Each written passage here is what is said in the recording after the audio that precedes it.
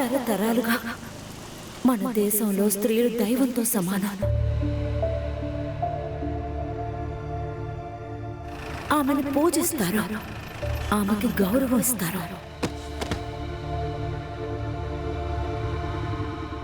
కానీ ఆ ఆడదాన్ని సాధారణంగా అనుభవించే ఒక వస్తువులాగా వారి ఆకలిని తీర్చుకుంటున్నారే, అప్పుడు ప్రశ్నించాలనిపిస్తోంది, ఈ దేశంలో ఎవరైనా ప్రాణాలతో ఉన్నారా లేదా? నన్ను అత్యాచారం చేశారు. ఒక్కసారి కాదు, 19 సార్లు 36 గంటలు కొనసాగించారు. నేను ఆ నొప్పిని భరిస్తూ వచ్చాను, కానీ ఎవరూ నాకు సహాయం చేయడానికి ముందుకు రాలేదు. ఇక్కడ ఎవరైనా ప్రాణాలతో ఉన్నారా లేరా? చెప్పండి, ఎవరైనా ప్రాణాలతో ఉన్నారా లేదా?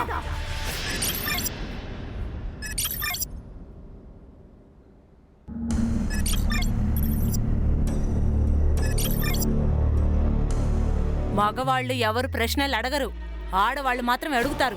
ఆడవాళ్ళని గొడ్రాలని అంటారు. ఆ తర్వాత ఆ కుటుంబమే అనుభవించాల్సి వస్తుంది.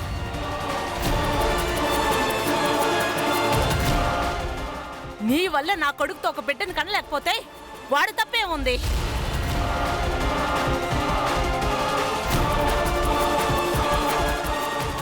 ఇలా చూడు, ఈ సంవత్సరం లోపు పిల్లల్ని కనకపోతే నా కొడుకు సంజయ్కి వేరే పెళ్లి చేస్తాను. ఆ తర్వాత నిన్న ఇంట్లో నుంచి పైన పంపించేస్తాను.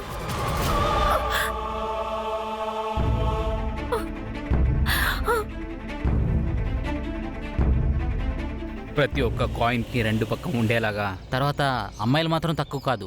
ఒకవేళ మీకు అలాగే టెస్ట్ చేస్తున్నారంటే అన్నయ్య కూడా టెస్ట్ తీసుకోవాలి.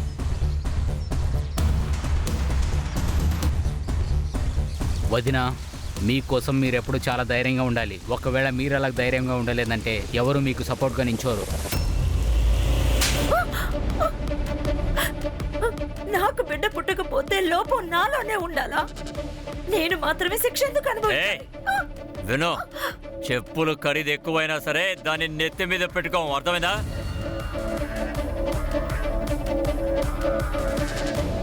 నీ అర్హత నువ్వు సైలెంట్ గా కూర్చోవాలి. అలా సైలెంట్ గా కూర్చుంటే నీకు ఏం కావాలో దొరుకుతుంది. ఒకవేళ సమాధానం చెప్తే నీకు ఏం జరుగుతుందో కూడా నేను ఊహించలేను. నేను ఏం మాట్లాడు, మీరేం చెప్తే అదే చేస్తాను. కానీ దయచేసి ఇంకో పెళ్లి చేసుకోకండి. ఏయ్, గొడ్రాలువే నువ్వు. నీ వల్ల కాలేదు కదా, నీ వల్ల ఇవ్వలేకపోతే నేను సంజయ్కి ఇంకొక పెళ్లి చేస్తాను. నిన్ను నేను బయటికి పంపించేస్తాను.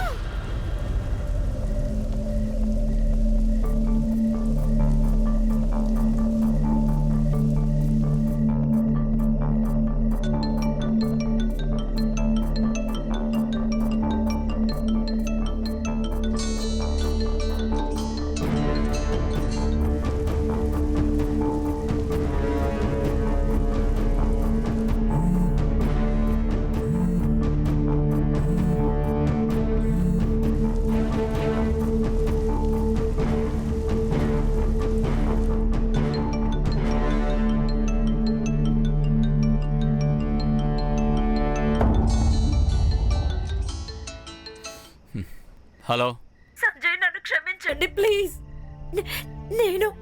నేను మీతోనే ఉంటాను. నాకు ఈ డైవర్స్ లేవి వద్దు ప్లీజ్. మీరు చెప్పినట్టుగానే నేను ఉంటాను. నేను మళ్ళీ రావాలనుకుంటున్నాను. నన్ను వచ్చి తీసుకెళ్ళండి. ఇప్పుడు నువ్వు ఎక్కడున్నావు? మా అక్క ఇంట్లోంచి నేను బయటకు వచ్చేసాను. నేను ఇప్పుడు అక్కడ లేను. లొకేషన్ పంపించి నేను వస్తాను.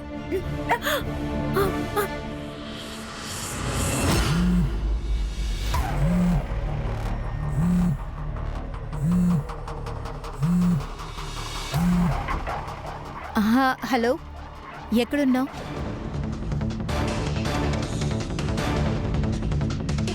నేనెక్కడున్నాను, ఎలా ఉన్నాను, ప్రాణాలతో ఉన్నానా లేనా అని నీకు అవసరం లేదు. నేను నీ ఇల్లు వదిలి బయటకు వచ్చేసాను. నువ్వు ఉన్నావే, పేరుకే నాకు అక్కవి. ఇలా చూడు, జరిగింది ఏదైనా సరే మనం కలిసి మాట్లాడుకుందాం. తిరిగి ఇంటికి రా. నేను నీ ఇల్లు వదిలి బయటకు వచ్చేసాను. కానీ నీకు నా మీద కాదు, ఆయన మీద నమ్మకం ఎక్కువ. నువ్వు ఇక మీదట నీ కుటుంబాన్ని, నీ భర్తనే చూసుకో తల్లి. ఇలా చూడు, అలాంటిదేమీ లేదు. నాకు నీ పైన నమ్మకం ఉంది. కానీ అలాగా? మరి నాకు జరిగిందే, దానికేమంటావు? ఇలా చూడమ్మా, నమ్మకం పెట్టడానికి, నమ్మకం ఏర్పడటానికి చాలా తేడా ఉంది. గౌరీ గౌరీ చూడు.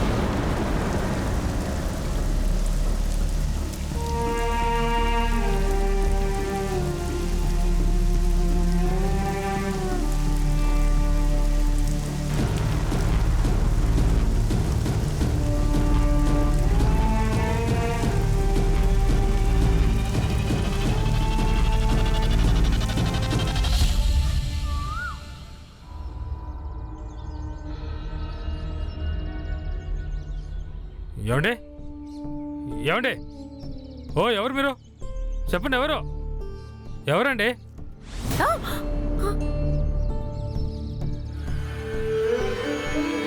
రండి మిమ్మల్ని పోలీస్ స్టేషన్ దాకా తీసుకెళ్తాను. ముట్టుకోకు, దూరంగా ఉండు. పోలీస్ స్టేషన్ ఎక్కడుంది?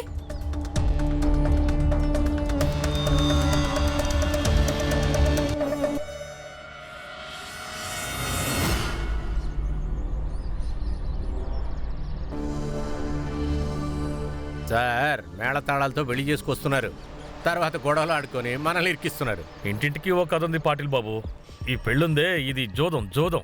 ఎవరికైతే లాటరీ తగులుతుందో వాడి జీవితం బాగుంటుంది. లాటరీ తగలలేదనుకో వాళ్ళకి పోలీస్ స్టేషన్ ఉంది కదా. ఏమంటారు కిరణ్ మేడం, కరెక్టే కదా? తామన్ బాబు సార్, ఓరి దేవుడా, అలా చూడండి, కొత్త కేసు ఒకటి వచ్చింది. ఏమైందమ్మా? నిన్ను కూడా నీ మొగుడు కొడుతున్నాడా? ఇలా చూడు, కంప్లైంట్ తీసుకుంటాం కానీ స్టేట్మెంట్ మార్చకూడదు. పద. సార్, నన్ను అత్యాచారం చేశారు సార్. అరే కిరణ్, ఆవిడ పట్టుకో, అలా కూర్చోబెట్టు.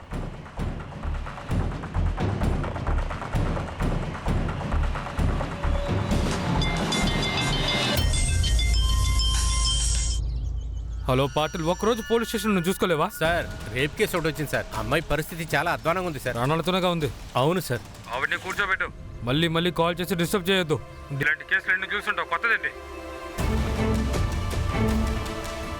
ఇలా చూడమ్మా, సార్ వస్తున్నారు, నీ దగ్గర స్టేట్మెంట్ తీసుకుంటారు, తర్వాత నువ్వు హాస్పిటల్కి వెళ్ళొచ్చు. సార్, చాలా నొప్పిగా ఉంది సార్. కొంచెం సేపు తట్టుకోమ్మా. కిరణ్, ఈవిడికి తాగడానికి కొంచెం మంచినీళ్ళు. ఓకే సార్, తీసుకోండి, తాగండి మెల్లగా. హలో బావా, గౌరీ అక్కడికి వచ్చిందా? ఇలా చూడు శ్వేత, తను ఏ రోజైతే ఈ ఇల్లు వదిలి వెళ్ళిందో ఆ రోజే తనకి నాకున్న సంబంధం పోయింది. ఇప్పుడు తను ఎక్కడుంది, ఎవరితో ఉంది, ఇదంతా నాకు అస్సలు అవసరం లేదు. అలా అయితే తను అక్కడికి రాలేదా? తన దగ్గర నుంచి ఫోన్ వచ్చింది. బస్ స్టాప్కి వచ్చి తనని పికప్ చేసుకోమని చెప్పింది. ఎందుకు? ఎందుకంటే నాకు వెళ్ళడం లేదు. తను నీ చెల్లెలు కదా, ఇక్కడి నుంచి నువ్వు చూసుకో. అది కాదు బావా, తను రాత్రి ఇంటిని వదిలేసి వెళ్ళిపోయింది. ఈయన తన్ని వెతుక్కుని వెళ్ళారు, కానీ తను కనిపించలేదు. ఇలా చూడు శ్వేత, తను చనిపోయిందని తెలిసినా కూడా నేను ఇక్కడి నుంచి అస్సలు పట్టించుకోను, అర్థమైందా? ఇక్కడి నుంచి నువ్వు చేసేది చాలు. ఇక్కడి నుంచి నీ పొగ నేను దించుతాను, అర్థమైందా?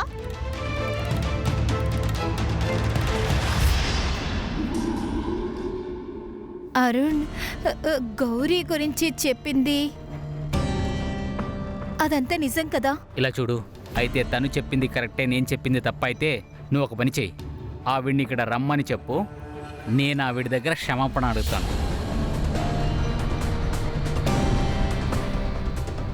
లేదు, దానికి ఎలాంటి అవసరం లేదు. నేను మిమ్మల్ని అడిగాను అంతే.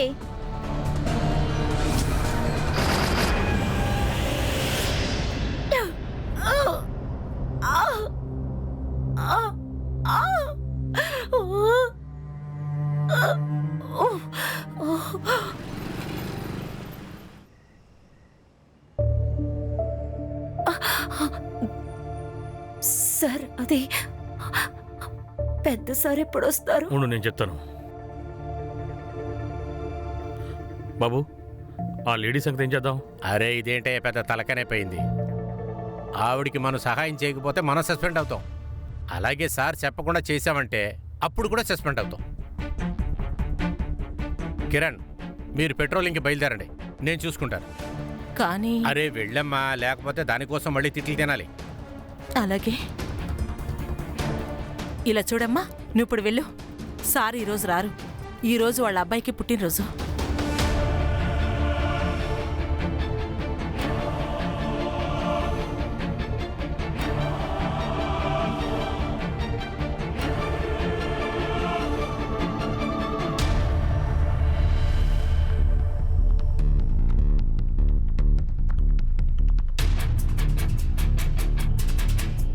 బాబు మనం కూడా వెళ్దామా?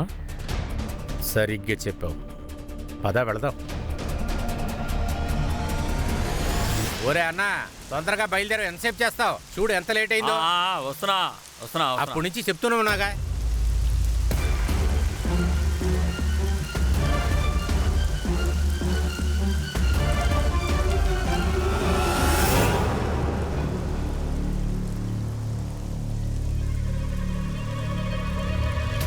శాంతను, ఆ, రే శాంతను, చెప్పు.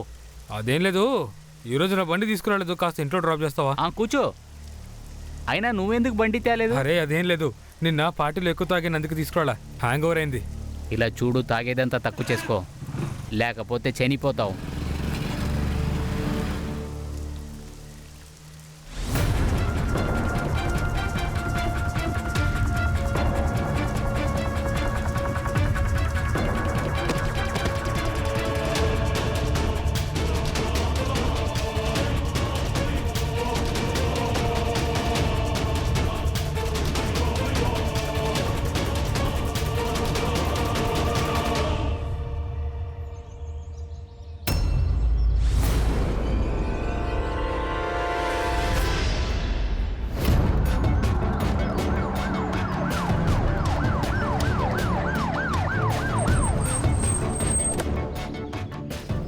సార్, గ్రామస్తులు ఫోన్ చేశారు. డ్రెస్ లేని బాడీ సార్.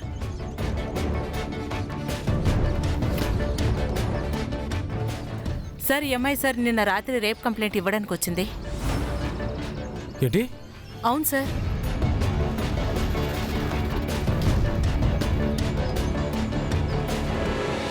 గొంతు మీద ఫింగర్ ప్రింట్స్ ఉన్నాయి. గొంతు పిసికి చంపేశారు.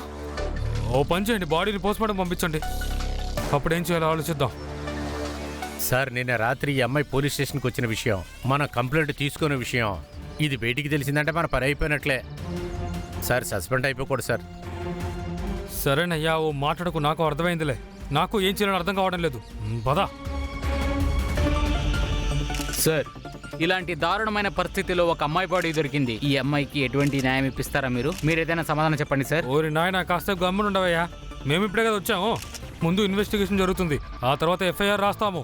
అందువల్ల పిచ్చి పిచ్చి ప్రశ్నలు అడగకుండా మా పని మమ్మల్ని చేసుకోనివ్వండి. సార్ సార్ సార్ సార్, మీరు బయలుదేరండి, తర్వాత నేను అడిగిన దానికి మాట్లాడదాం. సమాధానం వెళ్ళండి. చెప్పండి సార్. సార్, వెళ్ళు. Sir, please sir. వెళ్ళవయ్యా. సార్, ఒక నిమిషం సార్. సార్, అమ్మాయిలకి ప్రొటెక్షన్ ఉందా లేకపోతే లేదా? పోలీస్ వాళ్ళు యూనిఫామ్ వేసుకునే ముందు వాళ్ళ దగ్గర ఒక కోరికను అడుగుతారు, రాత్రి పగలంతా సమాజానికి సేవ చేయాలని. అయినా చట్టాన్నే కాపాడే వాళ్ళే వాళ్ళు ఏదైనా చేశారంటే మీ ప్రాణం పోవడానికి కారణం వాళ్ళైతే. నేను శ్రీకాంత్ మీకు అటువంటి విషయాలని చెప్పబోతున్నాను ఇప్పుడు. మాకు పల్లెటూరు తరపు నుంచి ఈ విషయం గురించి తెలిసింది. ఈ అమ్మాయి రాత్రి పోలీస్ స్టేషన్కి రిపోర్ట్ ఇవ్వడానికి వెళ్ళింది. అయినా పోలీస్ వాళ్ళు రిపోర్ట్ని రాసుకోలేదు, తనకి ఎటువంటి సాయం కూడా చేయలేదు. దానివల్ల కారణం ఈరోజు ఉదయాన్నే ఈ గారేగాల్ బ్రిడ్జ్ కింద ఆ అమ్మాయి బాడీ దొరికింది. పోలీస్ చేసిన ఈ అక్రమం వల్లే సమాధానం చెప్పి పోలీస్ దౌర్జన్యం, పోలీస్ దౌర్జన్యం, పోలీస్ దౌర్జన్యం, పోలీస్ దౌర్జన్యం.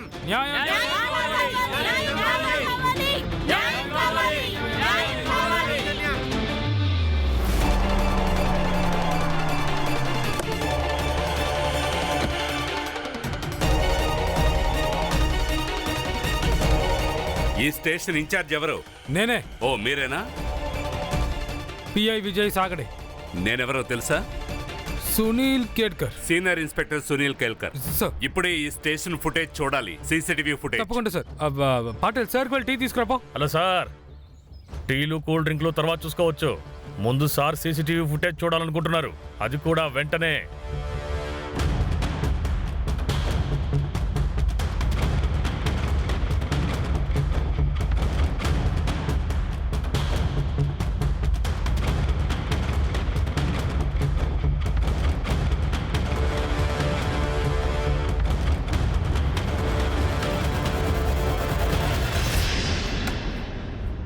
సార్ క్లియర్గా ఉంది. ఉదయం నుంచి రాత్రి వరకు తను పోలీస్ స్టేషన్లోనే ఉంది.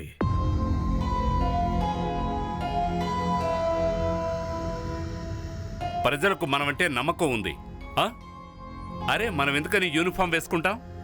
ప్రజలకు సేవ చేయడానికి. కానీ మీరంతా ఏం చేశారు? ఒక అమ్మాయి మీ దగ్గరికి సహాయం కోసం వస్తే మీరు ఆమెకు సహాయం చేయలేదు.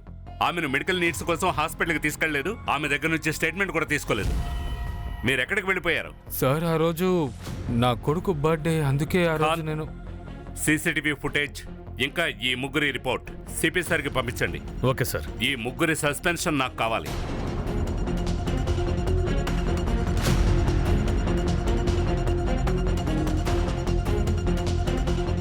నువ్వాగు.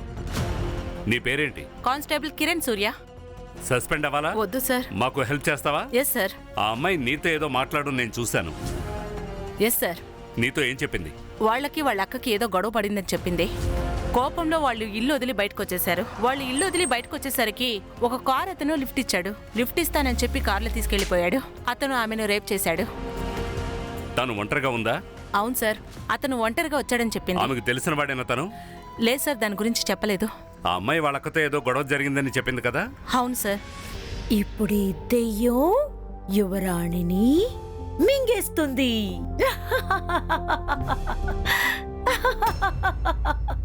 యువరాణి, యువరాణి, యువరాణి, యువరాణి, దెయ్యానికి భయపడి దాక్కున్నారా?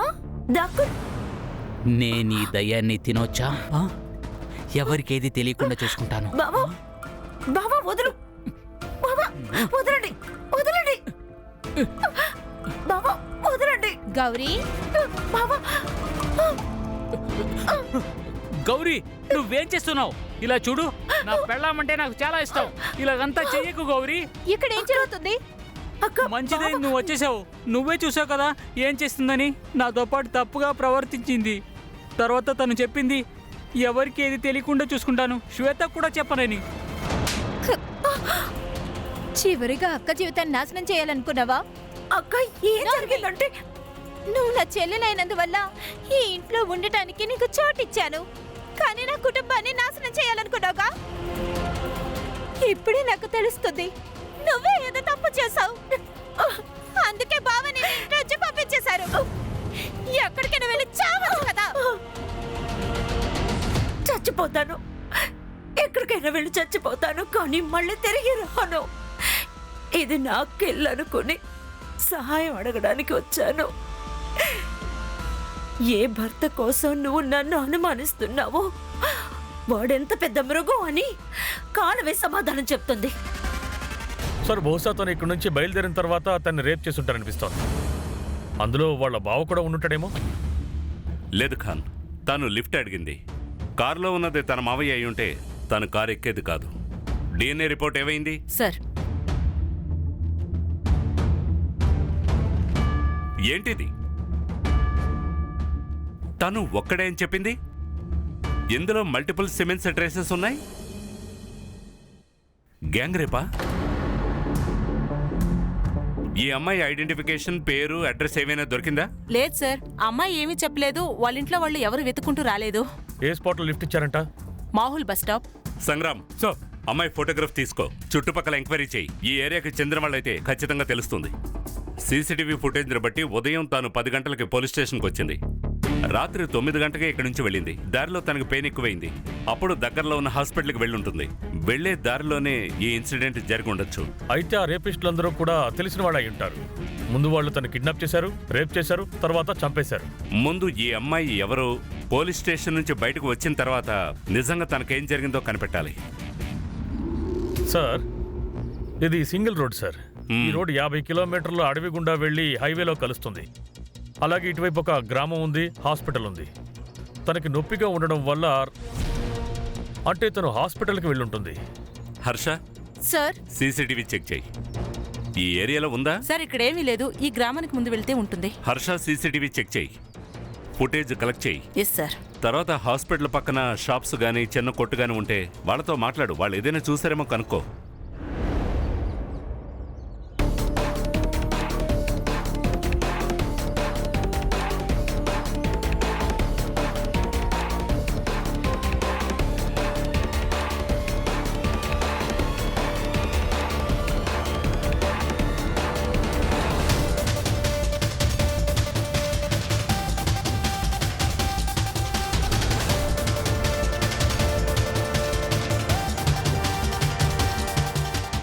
ఏయ్, ఈ అమ్మాయిని చూసావా? అన్నా ఏంట్రా పనిచేసేటప్పుడు అన్నా అన్న అంటూ. ఇలా చూడన్నా. సార్ నమస్తే సార్. నమస్తే. ఈవెన్ ఎక్కడైనా చూసావా? అన్నా మనం చూసిన అమ్మాయి కదా. తనే సార్. ఇది అమ్మాయే సార్. ఆ రోజు రాత్రి 10ంటికల్లా ఇక్కడే కూర్చొని ఉంది సార్. పక్కాగా ఈవిడేనా? ఖచ్చితంగా ఈ అమ్మాయి సార్.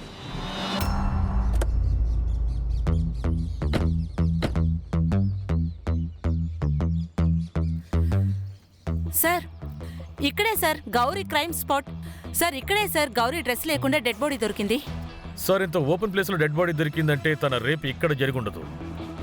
ఆ అమ్మాయి డ్రెస్ దొరికిందా? లేదు సార్. ఇప్పుడు ప్రశ్న ఏంటంటే డ్రెస్ లేకుండా డెడ్ బాడీ ఇక్కడికి ఎలా వచ్చింది? నువ్వు పంచే ఖాన్, ఈ బ్రిడ్జ్ ఎక్కడికి కనెక్ట్ అవుతుందో అక్కడ సీసీటీవీ ఫుటేజ్ తీసుకో. ఈ దారిలో ఎన్ని బళ్ళు పాస్ అయ్యాయో వాళ్ళ రికార్డ్స్ చెక్ చేయి. బాబాయ్, ఆ, ఈ అమ్మాయిని చూసారా? ఆ, గౌరీ శ్వేత చెల్లెలు. ఎక్కడుంటారు? అదిగో ఆ ఇల్లే. ఆ ఇల్లా? ఆ,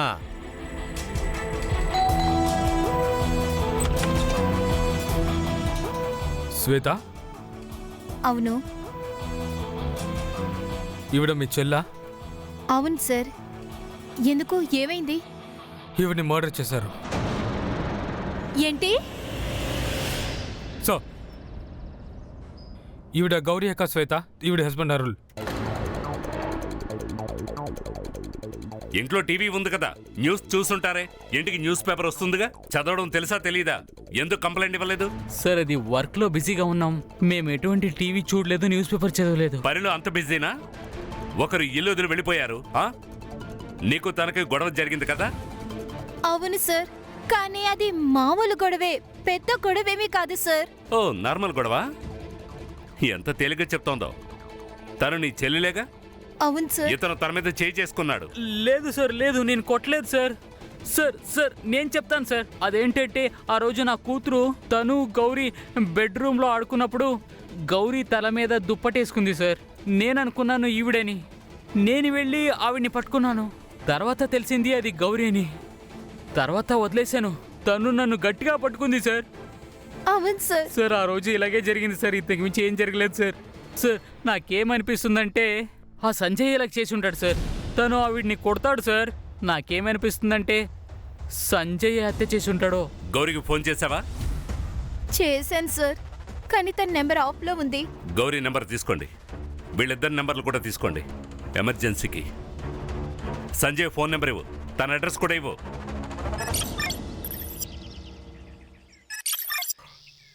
గౌరీ చనిపోవడం వల్ల సంజయ్కే ప్రయోజనం ఉంది. అలా చూస్తే శ్వేత మీదే సందేహం వస్తుంది. సార్ ఒక రిక్షావాడు ఆ రోజు రాత్రి శ్వేతను చూశాడంట సార్. తుమ్సాన్ మార్కెట్ ఇక్కడ నుంచి 2 కిలోమీటర్ దూరంలో ఉంది. ఈ చుట్టుపక్కన ఎలాంటి ఇల్లు లేవు. ఏది జరిగినా ఈ 2 కిలోమీటర్ దూరంలోనే జరుగుంటుంది సార్. ఈ గొడవను ఎవరిది? దీనికి ఓనరు బొంబాయిలో ఉంటాడు సార్. ఇది అద్దెకిచ్చారు. ఎవరికి?